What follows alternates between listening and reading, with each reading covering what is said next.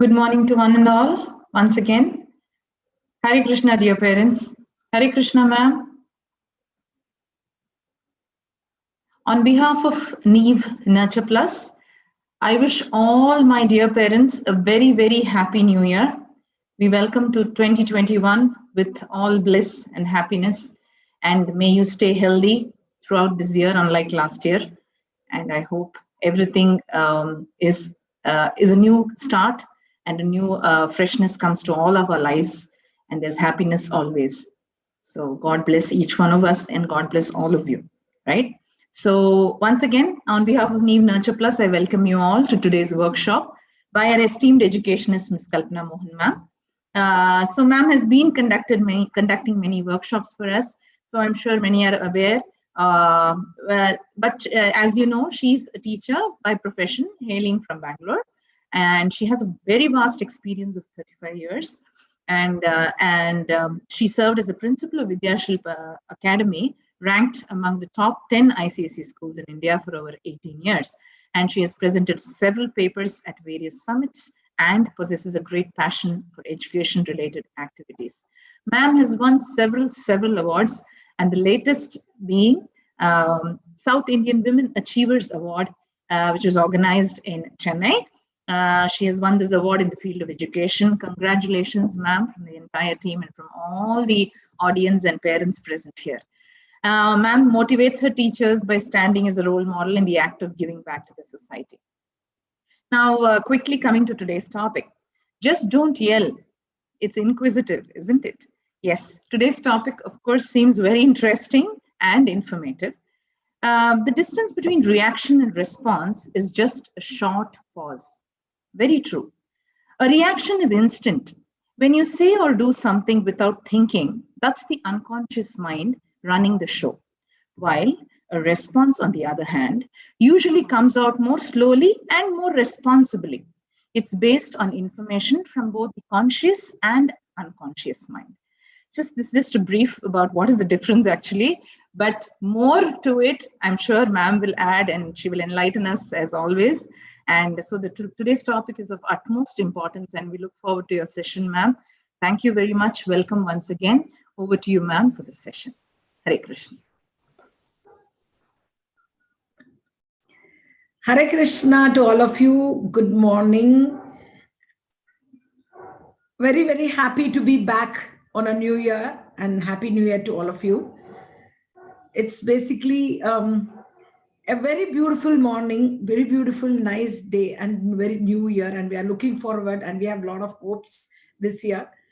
We lost almost everything last year as far as the education is concerned. But of course, the last year also taught so many things to us. How to be self-sufficient, how to behave ourselves in a public place. What are the things which we have been following in our earlier days, now that has all come back, and we are all very happy about it. But one thing I want to make sure is that the parenting, whatever we've been doing, is never a very easy task. It's a challenge. Why it's a challenge? Why we are doing that? Our parents have 5-6 children, so many people, and they could manage everything. And we have only 1 or 2 kids now. We are really, really suffering. And why? So let's explore so many things today. It's little textual today, a lot more, advices and supports and suggestions. But of course, it's going to give us a lot of insight. So without wasting much time, I directly go into my presentation today.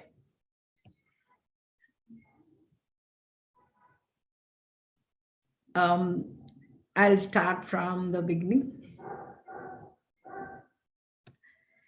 So the topic is like, just don't yell. So what is that just don't yell means? We normally have the tendency of shouting at our children, be at home or in the school. But now I'm going to talk more about parent only, because that's where the children get very quickly offended. So yelling, shouting, screaming. How to avoid? How should we avoid? or should we avoid it also? So let's start the first question. Type Y if you have ever yelled at your kids. Type Y in your chat box. Have you ever yelled at if you have yelled at your kids, please type Y. If it's not, please type N. Please do that. Please type Y. Oh, very good. I got another first Y now. Yeah, good. Anybody else? Type Y if you have ever yelled at your kids. We can get more responses, please. Yeah. So I'm getting that kind of feedback. Like few of the people have taken it as like they have definitely yelled at their children for some reason, for whatever the reason. See, that lady is telling, no one wants a kid like you. And the child is so upset, turning and looking at the child. Because the child has done something bad, like it has opened the fridge and something has fallen. So on that basis, they say, I hear a few queries, I list them. There are some queries. People do ask other people, what should I do? Why should I not yell? And it is nothing to be guilty about, because 100 now out of 99 or 100 people, 99 shout at the children for whatever the reason is. But there are some queries. Normally, the people ask why they should not yell and why should we avoid it. There is a person called Joseph Schran, who is in the psychiatry of Harvard Medical School. He wanted to outsmart anger with the children. But the first query of the parents is like, but my kid don't listen if I don't yell. If I don't yell, they won't listen to me. That's what they all think. But you just see the contrary. What Mr. Shan says. As soon as begin to raise your voice, you activate the limbic system, which is an ancient part of brain that is responsible for, among other things, the fight or flight response. Fight or flight means either you stand and fight back, or flight, run away, move away from that place. Like how our opposition parties walk out. Like that, the child either stand and listen and shout back at you, or they just walk away. The result may be not that what you wanted. You say that they don't listen. They won't even listen even after you shout at them. Because they freeze up. They're real frightened. They freeze up. And also, instead of just commanding, try communicating. See if there is any difference. Instead of saying, why did you do this? One big down. Oh, was it a mistake? What happened? Have you got hurt? Then you say it should be you have to handle things carefully, no, baby. There is a lot of things we can bring into the minds of children. The children will start thinking that you are supporting them, you are making them understand their mistake, rather than the shouting never gives that kind of feeling for the children. That's where we are all making a lot of mistakes. Basically, we can ask each one of to ourselves only, what do we do when this kind of things happen? We have very, very impulsive reaction of shouting. So that's what they say. The children freeze in fear and they walk away, and they'll be having probably some tears also. Maybe the child would have already feeling so guilty that the child has broken something or done some very great mistake, put things out, or scored a lesser amount of marks in the school or whatever. That time the parents, instead of shouting, if they start talking and communicating positively, there is a chance the child listens to you. This is first of the kind. My kids don't listen if I don't yell. If you yell also, they will be having a repulsive reaction. That's what is the answer for that. Second, shouting is the only way I get the respect from my kids. If the parents say, see, the mother is telling, you are a bad boy, because he's giving the glasses to the grandfather in a different way. You are a very bad boy, the mother is telling. But it may think that you are going to shout and garner respect. You may, give it properly, okay. The child is saying, why should I give properly? Everything is fine. No, anyway, I'm giving no. So the child says that. You are basically saying you have no value to me. If you are going to shout, where is the respect? You say that there is no respect for the child. And as a human being, each and every person should respect each other. They have to value another human being. So what we always have that give respect and take respect for the adults, but nowadays give respect and take respect comes to all the children also, to those children. If you shout at them, if you scream at them, if you say something, they don't respect. Definitely, they don't respect you. Rather than the contrary, you are saying that I will get respect because I'm shout. On the contrary, you lose respect. They think that they don't have no value. What is that mother that she thinks about me? Who am I in the house? That kind of attitude the children develop. Why should we give that kind of meaning to the whatever we are saying? We want to convey something properly. Probably you can want to say, hey, this is your elder papa, grandpa. No. Can you give the glass in the proper way? Because he cannot stretch out and take. No. Those kind of words might be better. Instead, he's your grandfather. Why can't you give like this? The tone itself make the child feel that you or anybody, the parent, is not respecting child. Oh, you are still a child, we say. But the child says, I'm a human being. I'm not still, I may be a child, but I have my views. So that is where we have to make the difference. Then, if I don't yell, they won't take me seriously. This is another big thing which parents normally feel. These are all the questions and the kind of research what people have done. What all the questions or what all the ideas the parents getting. Parents are thinking, or teachers possibly a little bit, that if I don't tell it in a very sharp tone, it will not be taken seriously. It's okay. It was just told, no, it's okay. But if I yell, it's fine for them. So yelling generates fear, not respect. So yelling at your child may actually be a form of bullying. You are trying to bully your child. You know what is the repercussions of bullying? The child become very, very, very skeptical about what he's doing, very uncertain, become timid, get fear for everybody. Whoever talk with a little louder voice, they get fear. Then the child, what kind of success the child can get in future? Anything and everything, they'll have a fear. So when you do these kind of thing, the children normally loses that kind of respect for anybody. Instead, you can do this kind of check: stop, look, and listen method. Stop what you are doing. That is yelling, you're shouting and screaming. You're making such kind of tantrum in front of the children. So stop that first. Make eye contact with your kid, showing them they are valuable. You talk to them face to face, eye to eye. Then only there will be a possibility that they think you are a valuable person, or they think you are a valuable person. Then listen to what they are saying. Talking with them, not at them. With them. Conversation should be there. It should not be one-sided, not at them.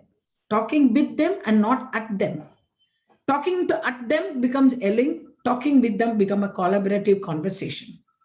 It's much cooler to discover who your kid is than try to mold them into who you want them to be. That's what Shrad says. That is, you want to make, you're thinking your child is a clay and you want to mold in your own way, but it is absolutely not possible. Each and every child is an individual child, is a very, very unique personality. Instead, what your child can do, what is your child's capacity, that can be brought out only when you talk to each other, not then talking to them, talking with them.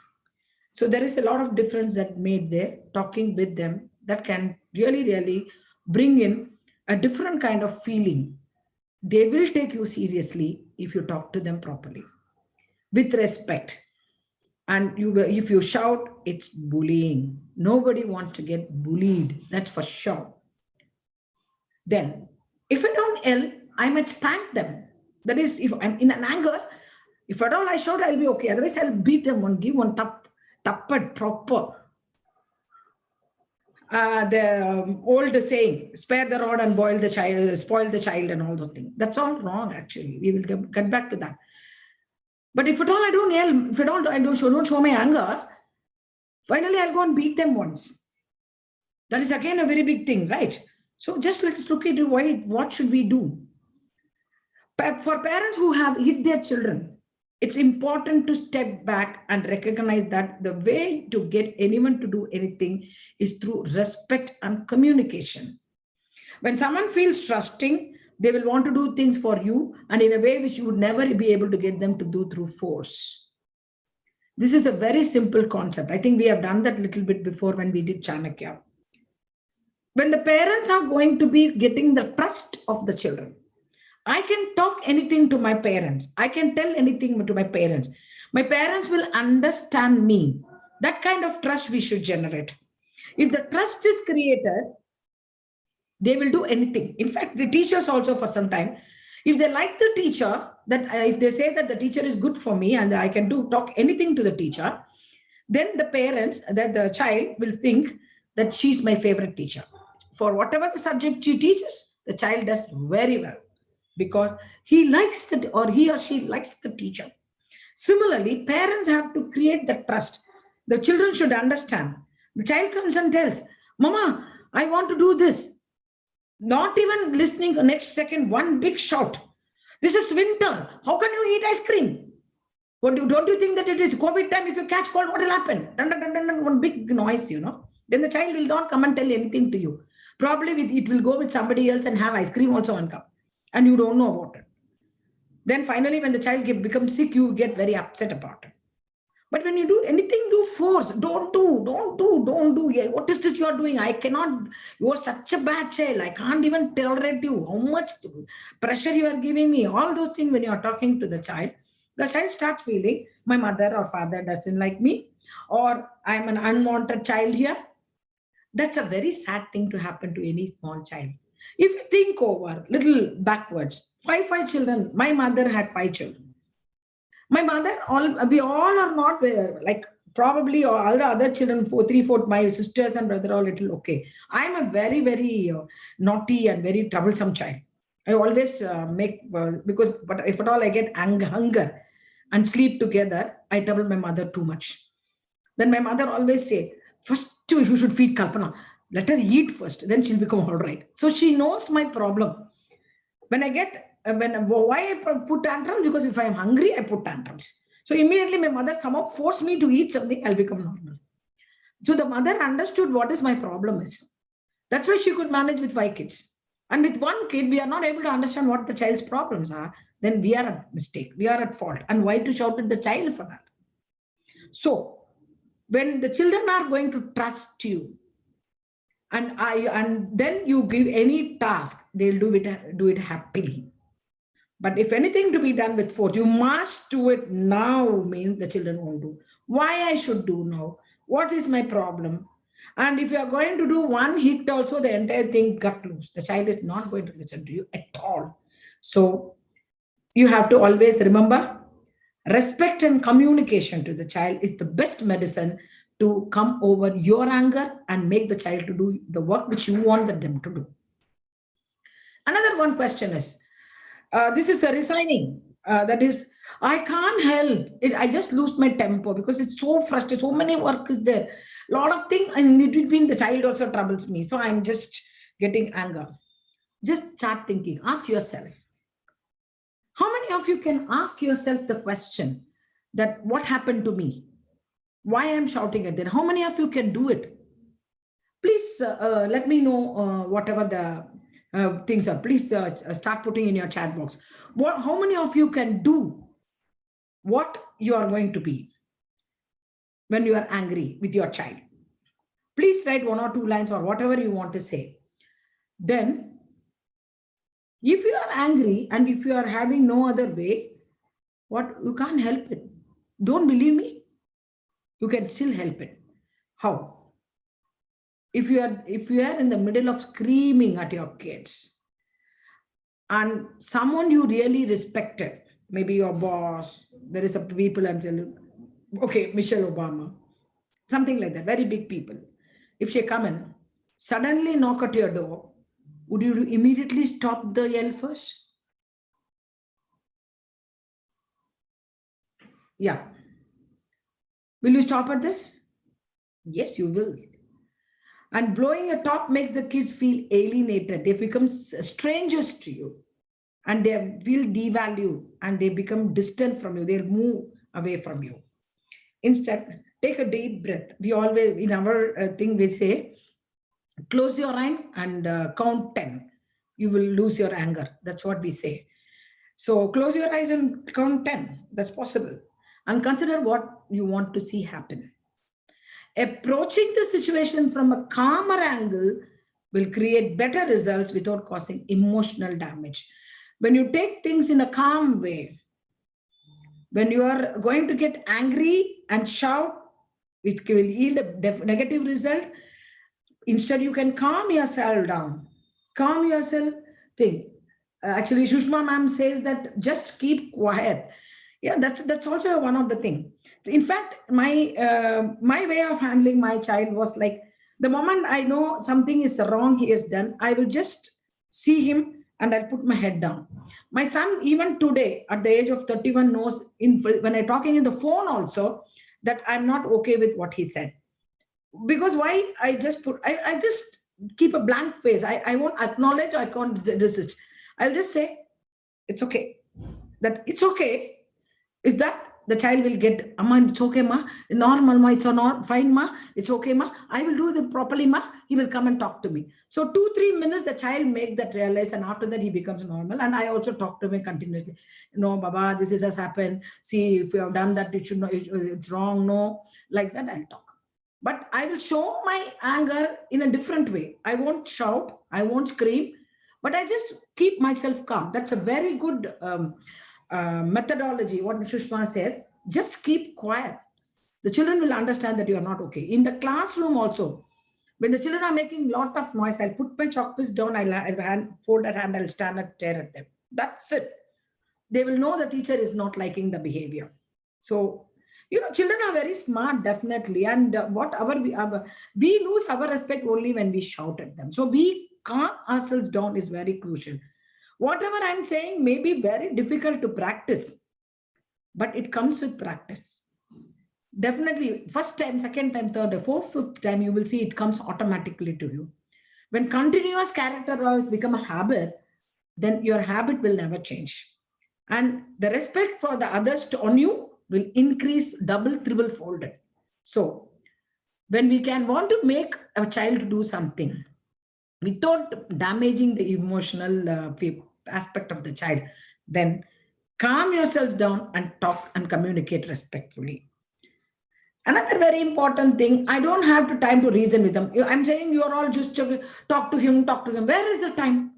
I have a lot of work. Also, I have to calm myself, means I have to, my energy will go, my emotional battle will happen. So just see, talking takes less time than shouting. If you start shouting, you will not have an end to it. Continuous it will be.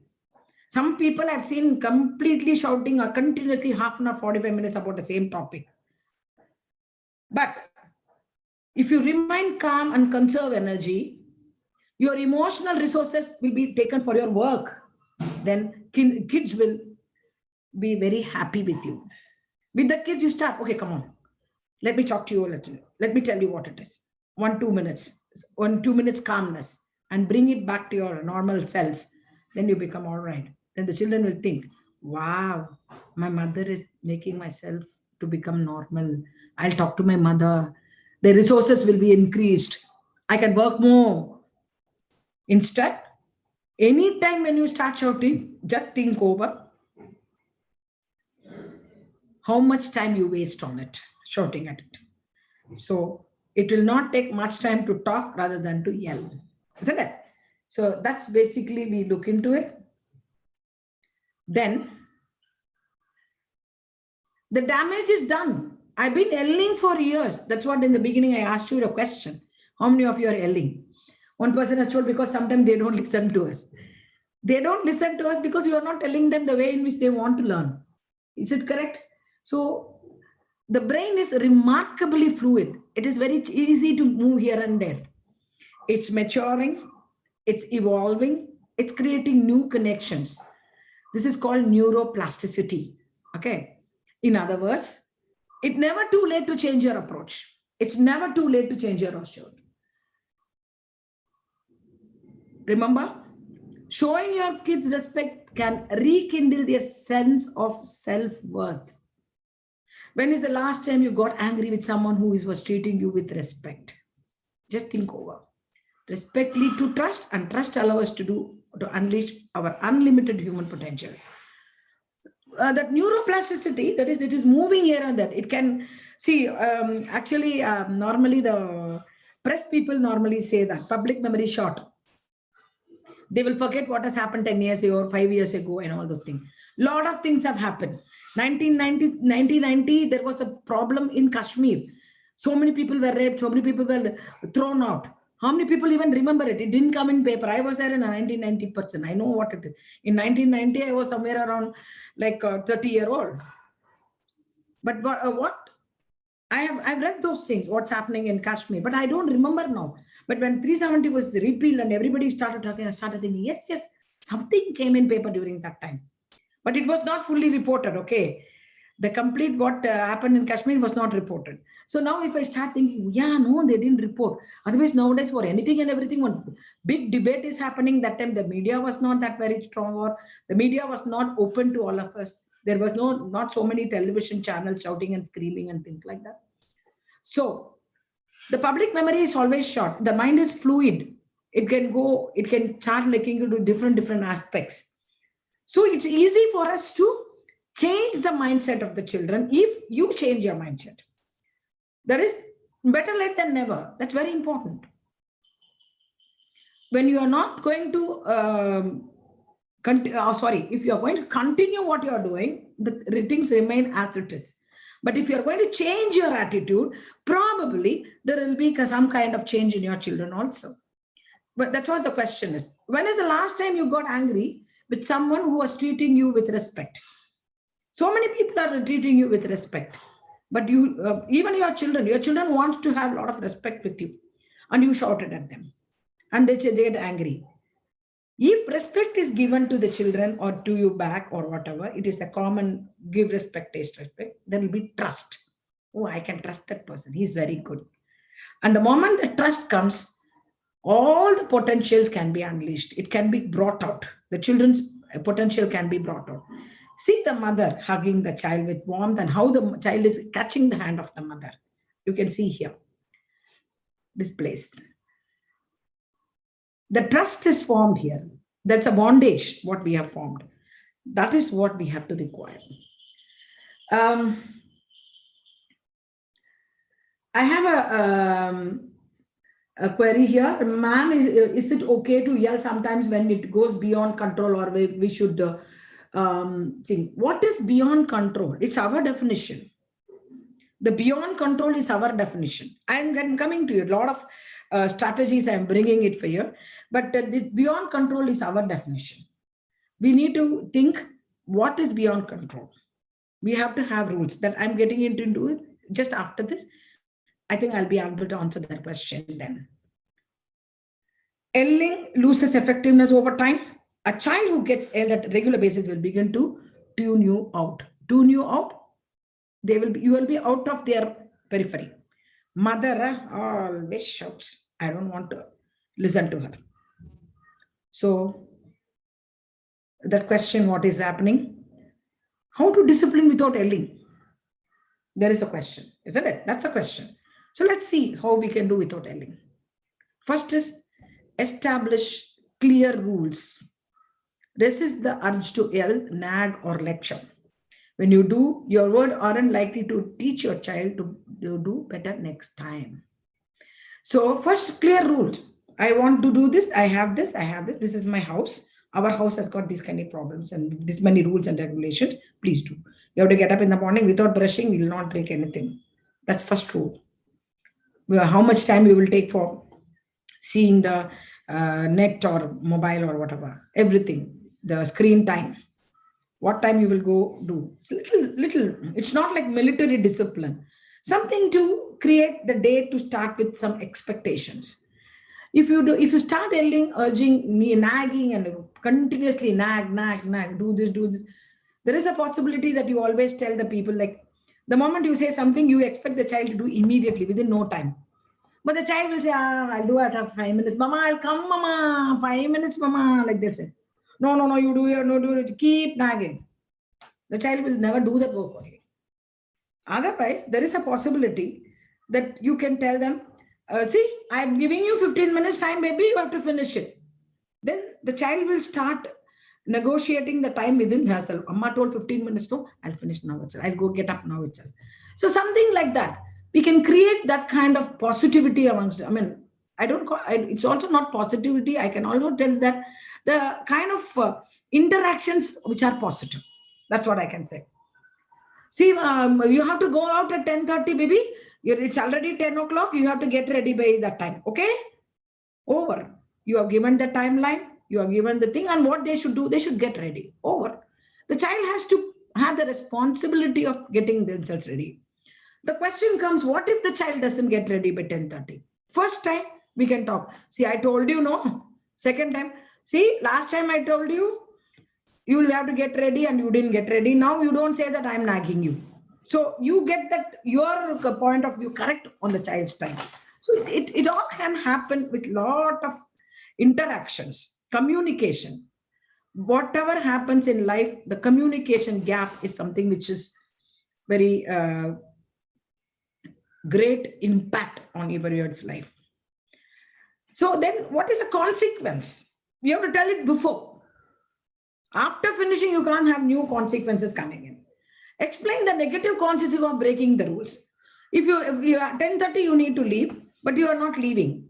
10:45 is some lecture or some puja, some buses coming, you have to catch a flight, whatever, you will lose it. So then what will happen? You have to tell. Say, if you go to see, if you don't go, if you go late, you won't get the place in the front side, or you can't sit in the proper place and sit. We missed the bus. The traffic will be more after 10 minutes. It's all like we can make the consequences very clear to the children. You may ask, where is the time? It is there. Time is there. As it was told earlier, yelling takes more time than explaining.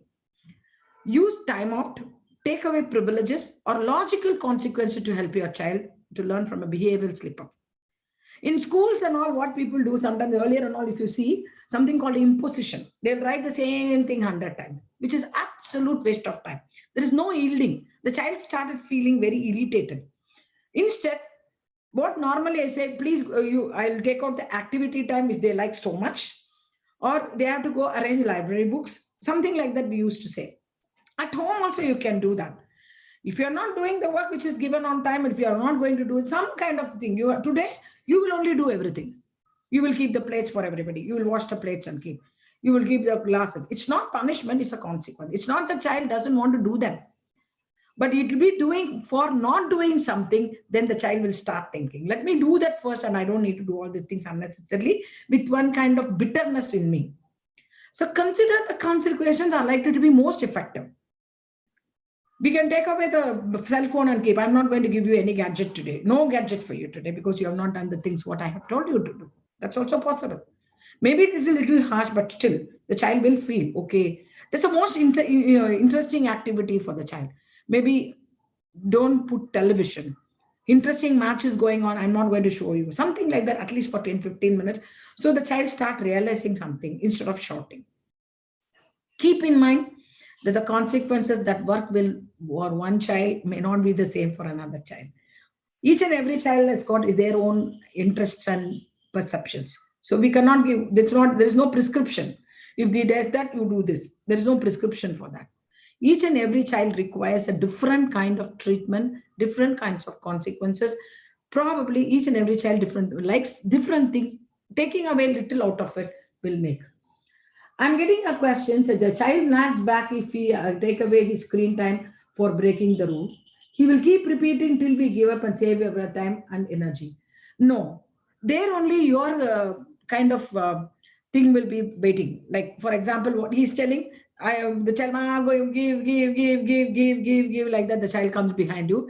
Instead of the hearing that nag, you give back the material, I mean, gadget to him. That's what it meant. Yeah, then it shows that you are not ready to give the consequence. You are not ready to take that, what if at all the child nags. How long the child can nag? You put it and you be calm. The calmness Not speaking back will create a huge impact. I'm not giving till 10:30 or 10:45. That's it. You have not done it. I'm not giving till 10:45, baby. You know that you have done a mistake, isn't it? That's it. Put that gadget, which is unreachable distance, or keep it with you. The child will come behind, Mama, I won't do, Mama, please, Mama, please, Mama, please, Mama. Baby, I have already told you. It's no point in wasting your time. Do something positive. 2, 3 times you say the child cannot nag also. We are expecting the nagging should not happen. I know when the very young age, my mother used to say, if the child cries and asks something, don't give me. Amma, I want to be crying session. And if there are adults at home, all the more worse. Why you are making the child cry? Give that, no, what it is asking. Then there is the discipline. You see, one advertisement recently came. I don't know what this one is for. What is the product? The advertisement recently came. One family will be sitting and eating, the big family, mother, father-in-law, all people, and one lady will be the daughter-in-law of the house is serving food, and she will go and not give like whatever the child likes, she won't give, she'll put whatever to eat, like that she'll go. The mother-in-law also, what did he do very big? He has just taken 10 rupees. What is the big thing? Why are you making so much of the babu? This, that, and all she'll show, and the babu won't answer. She'll just keep doing what she wants to do. That mother-in-law will be, she will be saying, and the child will be looking at the mother-in-law, whether she will support me, and the mother will bring whatever he likes. She won't budge. Then the father-in-law will say, just keep quiet. If it is 10 rupees today, it will be more. What Bahu is doing correct. Just keep quiet and eat your food. Let the child get corrected now. That's what he will say. That basically gives you the answer for that question. Nags, be stern. That's it. Okay. Then provide positive reinforcement. What is positive reinforcement? You can praise your child if at all he's following you. Oh, my child will do whatever, this is what it is. He will do it properly in my house. He's such a sweet child. Very nice. Even in front of others, Say something like, thank you for doing your code today. You are very good. You are doing your homework on time. I appreciate it. And give your child a lot of positive attention to reduce attention-seeking behavior. See, for example, see the mother is sitting and playing a thing, leaving the gadget out. Gadget is now of no use because the mother is sitting and playing a block with him. It is not showing any screen time there. Also, the way in which we can talk to child. I mean, I always believe in bedtime stories with children. That's a beautiful positive attention. Children always like the mother cuddling, and when you have 1 or 2 kids, you will be in the kitchen and the children will be alone in some other room or something. They feel that they are neglected. When my son was very small, I used to keep him on my counter of the kitchen itself. He'll be sitting in a pram or whatever, or he has grown up 1 or 2 years, I put him on that. And even in 7, 8 years and 10 years also, he will come into the kitchen and sit next to me. And I will be telling, see how Amma is doing. I'm doing this one. I'm putting this, that. And sometimes when he was very young, 3, 4 years, he was on my hip also. So I used to teach him like that. He created a very big interest for cooking now. So he's doing very well. Why I'm saying that is, it's not that what I did is correct or wrong, but my strategy was that. It's not my child was absolutely safe. He used to nag. There is a lot of problem. But the positively, when you give attention to the child will also think, my mother is not neglecting me. My mother is not. See, whenever I ask my child, do you feel that Amma going to work is very difficult? Do you feel neglected? My son told me when he was 15 that if at all you don't go to work only, I'll feel bad, Mama. It's okay. I can adjust. I'm independent. So these things will come only when you do positive interventions. And attention. You have to talk to the child all the time. The child should be feeling important. My mother loves me so much. I am the one person who is very important in her life. That kind of mother, I mean, I'm talking about mother, but fathers too, both of them. Like I'm just doing mother because I did something, so I want to narrate my experience with saying mother. Parents, if they feel the child is important, if they show the child is important, positive attention you give, The children will definitely give that back to you. If you are yelling because your child isn't the first time you speak, try new strategies. Keep the child's attention.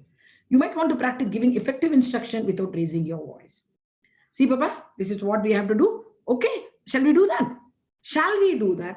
Shall we sit with you? Or will you be able to do alone? You're a big boy now. All those things will create a different kind of thing, and you don't need to yell at all.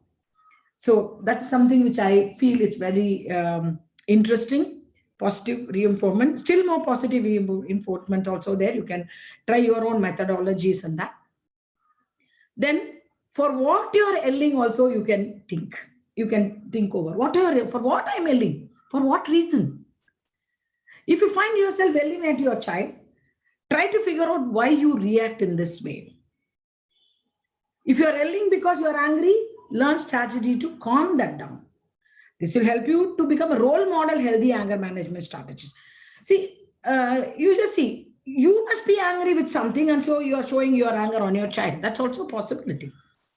You will have a bad day in the office, you come home, your child troubles, and you yell at the child, not any fault of that child. The child would have not normally told something and it would have irritated you. So reason, your mental state is not stable that time. Or you want to do something very quickly, the child's intervention is making you to stop. You are delayed because of that. So whose problem is that?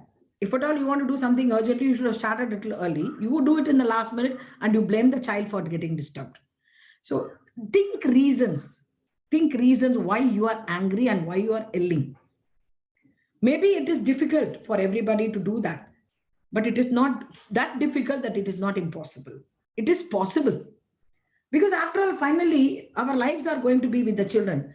If the children are going to get irritated in the early stages and we start doing it back, then there is a problem. There was a writer in Tamil called Sujata. He's a very, very interesting writer. I mean, whoever in Tamil, they know he's actually an engineer, and he worked in BEL, and he's the person who is a part of creating electronic voting machines in India. BEL only started in Bangalore. So that person is a very big writer. Actually, his name is Rangarajan. He wrote in his wife's name as Sujata. Beautiful stories. He read science fictions and all very well and all those. One day, he received a letter from Australia from one person.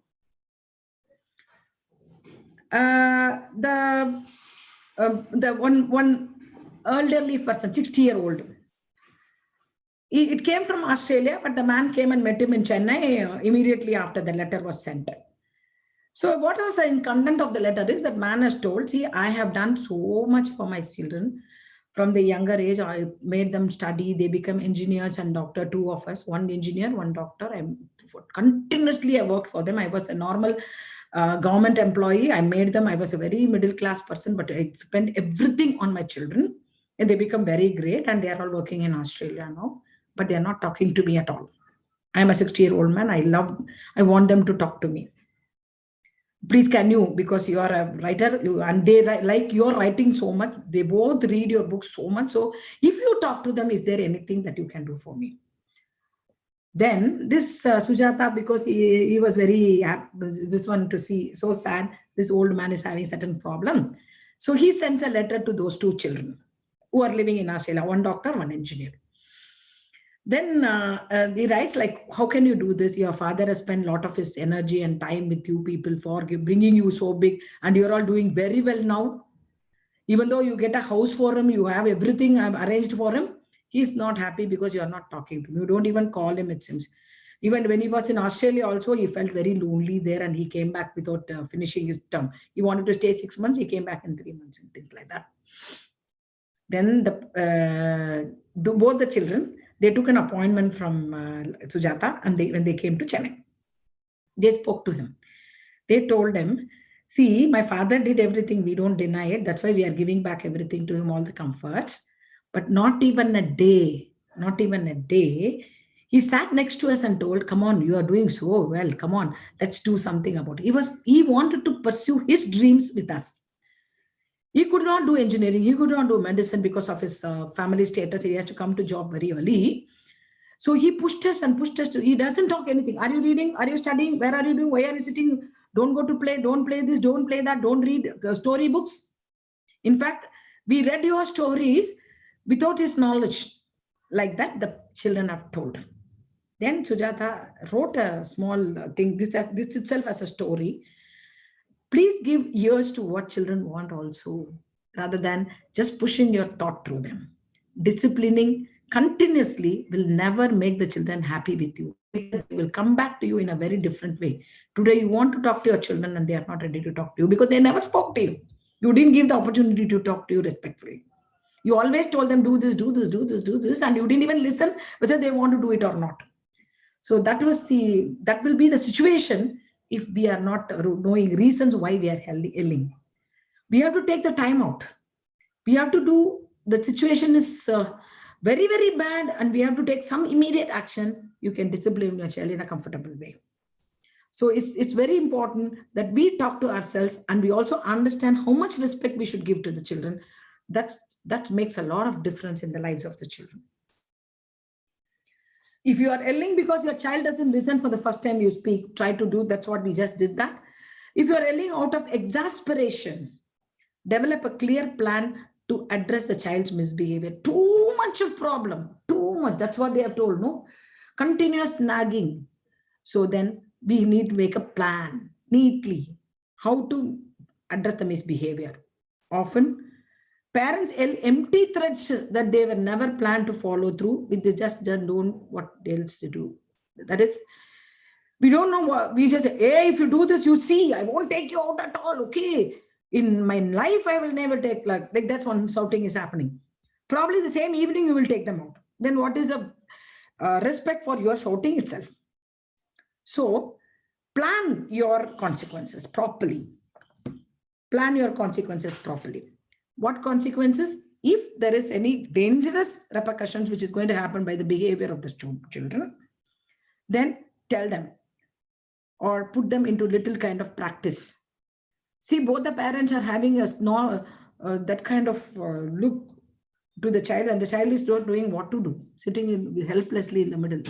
Instead, if the children were told what they are going to be doing, what is going to happen, and if the danger is going to be extra because of their behavior, that also we can explain with some examples.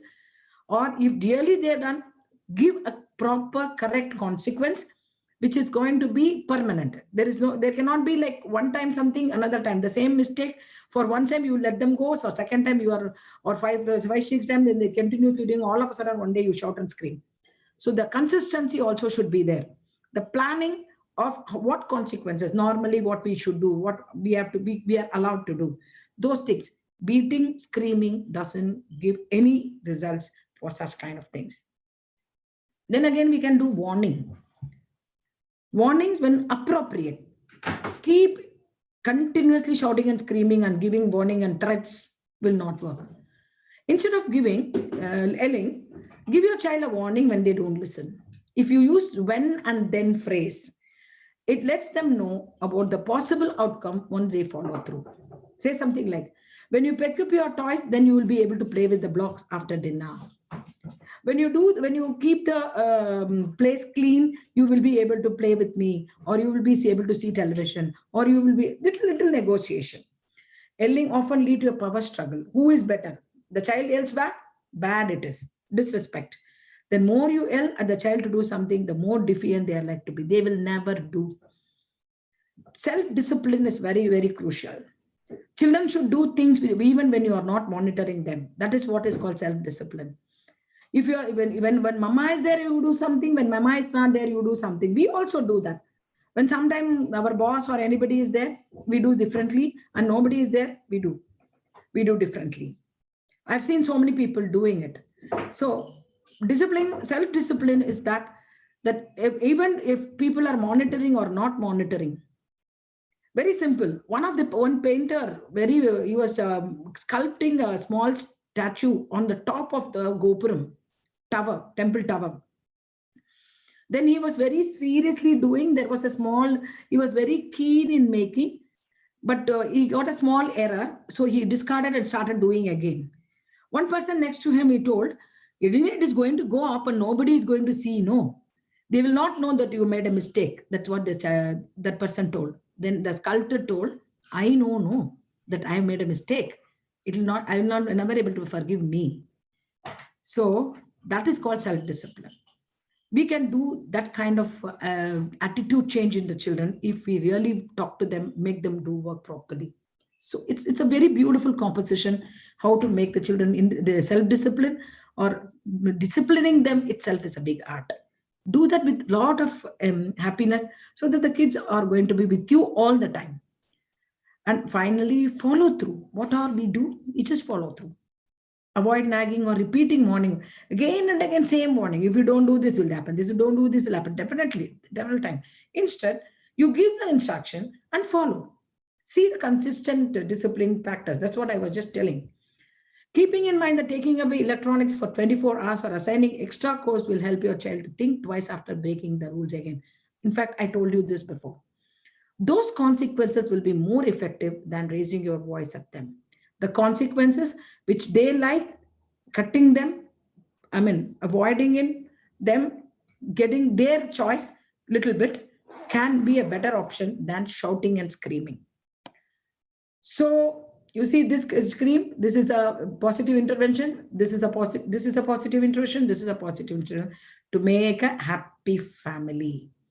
So thank you so much for listening, and if I will take questions for the next 8 minutes.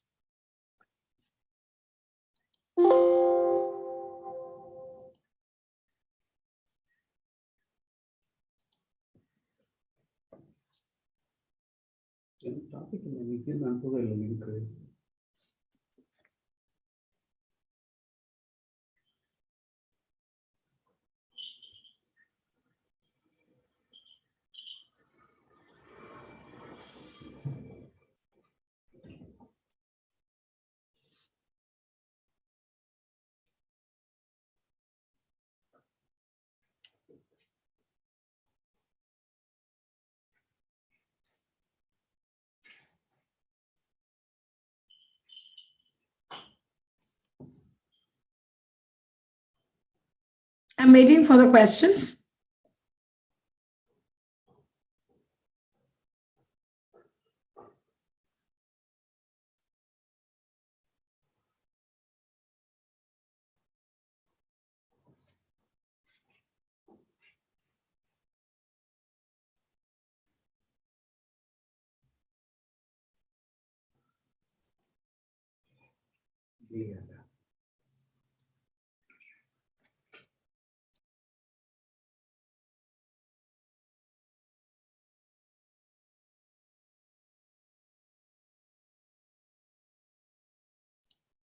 Please come on to the chat board with the questions.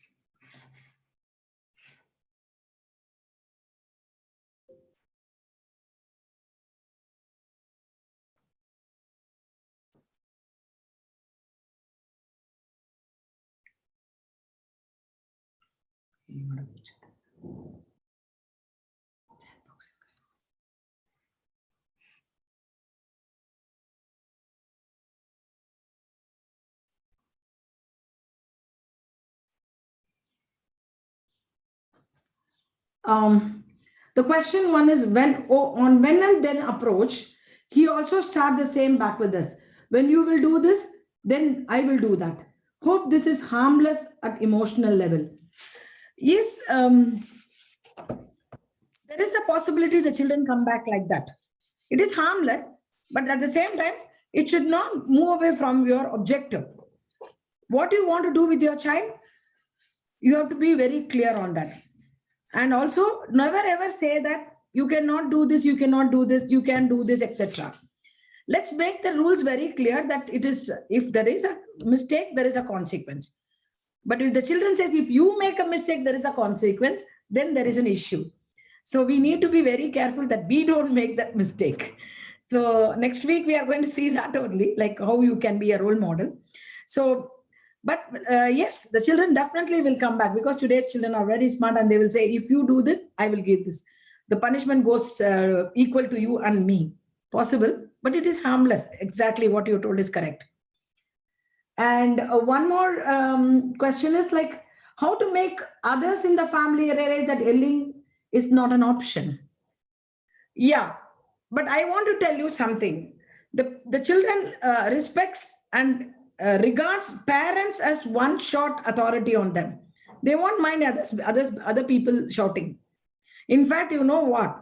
If father and mother is there, mother's shouting is more relevant to them than the father's shouting. The moment the father say even one small word, they'll get offended.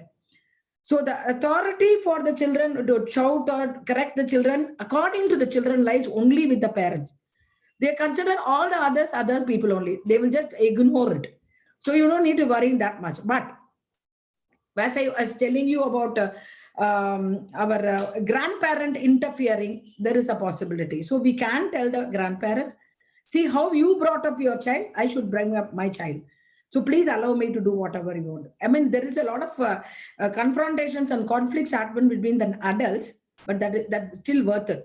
Our children are more important than our own confrontation with the adults. We need to be very strong in that. Our child is important. Tomorrow they may be there, they may not be there, but your child will be there with you. And that particular time, if the child is not corrected, getting unnecessarily pampered, then there is an issue. Please make it very clear. You are bringing up your child in the way in which you want. Similarly, my child is important. I want to bring in the way I want. Please, mama, please, papa, please don't interfere. I want to bring that in a very different way. We can tell them very clearly. Any other question?